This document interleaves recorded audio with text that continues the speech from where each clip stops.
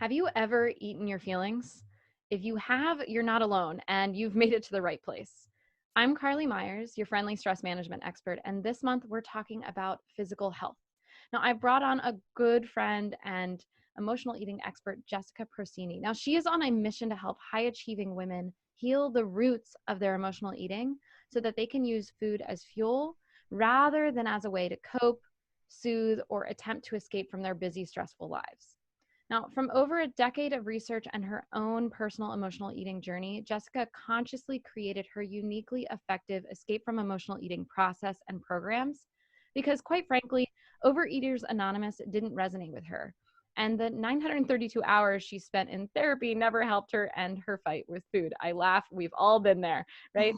Now, being 100% free from her compulsions with food, Jessica helps other high achieving women do the same through all her levels of support, such as her year-long transformational programs, her retreats called The Escape, and through her various public talks, events, and workshops. Jessica, I am so excited to have you back on the show. Yay, I'm so happy to be here. So, I've heard your story before. Some of the folks that tuned into your last episode have heard it, but it's been probably about a year since you've been on, and I think your story is so powerful. So would you mind, humoring us and share a little bit about how you ended up here, how you ended up in this line of work? Yes. So, from about the time that I was 6 years old, which was my first memory, I always had a very love hate, torturous relationship with food. It was the first thing that I thought about when I woke up.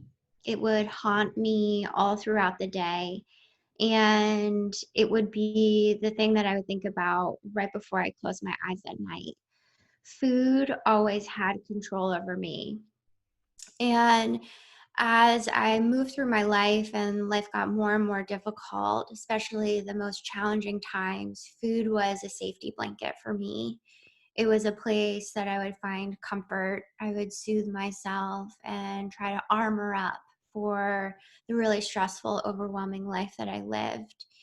And as time went on and my issues with food got worse, I got really clear that food wasn't really the problem. It was everything underneath the food that was the problem.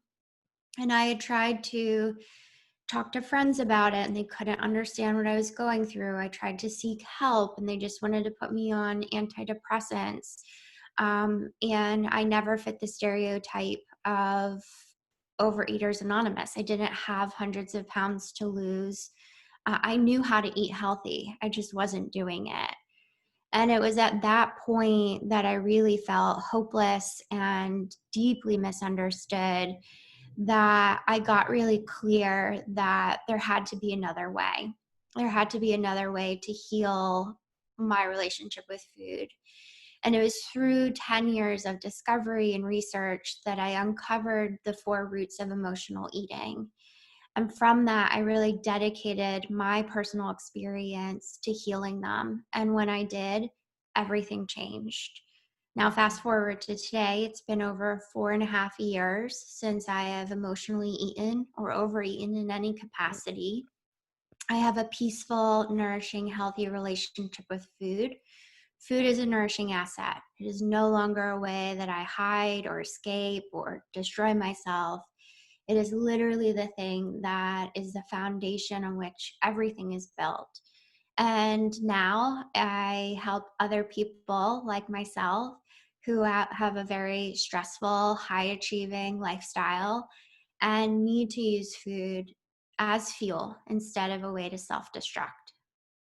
I love that. And it gets me every time.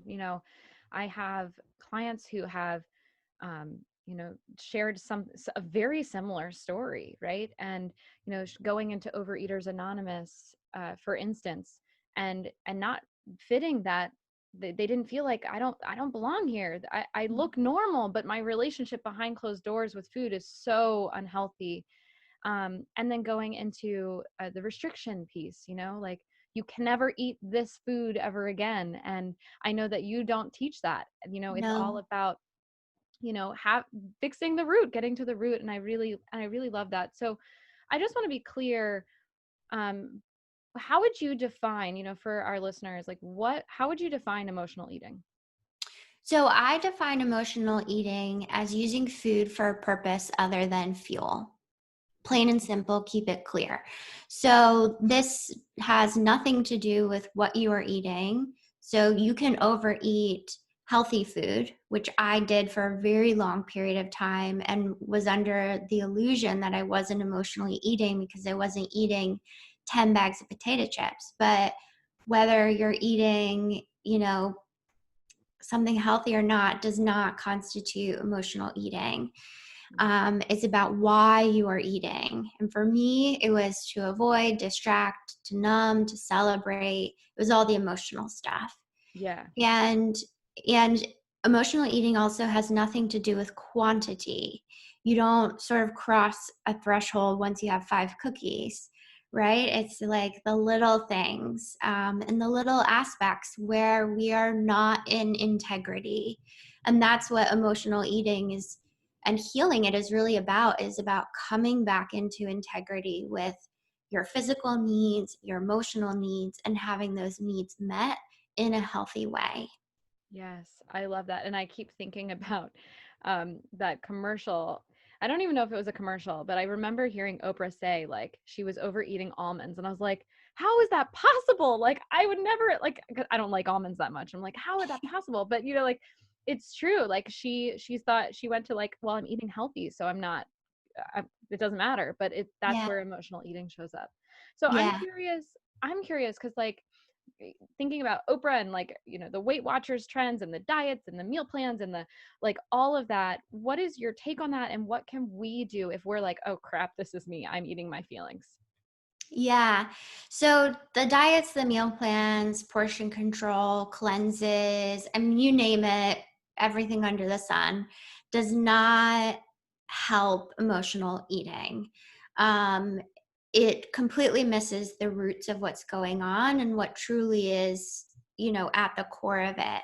And instead, we need to get to the roots. And that's what my work is all about. That's what I'm so passionate about communicating, is that it's not about what you're eating, it's about everything underneath it. And I've discovered the 4 roots of emotional eating, and we must focus on that because it's basically like a weed in your garden, right? You can either chop it off at the soil level, which is, the diets and the meal plans and just trying to manage it through healthy eating, or you can do the real work and pull it out at the root. And that's what I'm really all about. So we have to be willing to have a different kind of conversation around what we are doing with food and really take a deeper look at why we feel compulsive and what are we trying to avoid and what are we trying to distract from. Mm. So if we are listening and we're like, okay, I'm tired of weed whacking the lot. Like, I'm tired of being in that space, and I'm ready to get to the root. Um, what is maybe a first step that we can take to, like, on our own right now to head in the right direction? Yeah. So I have a free resource on my website that goes in depth to what the 4 roots are. And from that, you can really self identify and we can start to have a deeper conversation. And that's escapefromemotionaleating.com is where you can enter your name and email. You'll receive a short video about the 4 roots. And you'll notice that we're not talking about cookies or cupcakes. We're talking about fear and hypervigilance and self-loathing and things like that.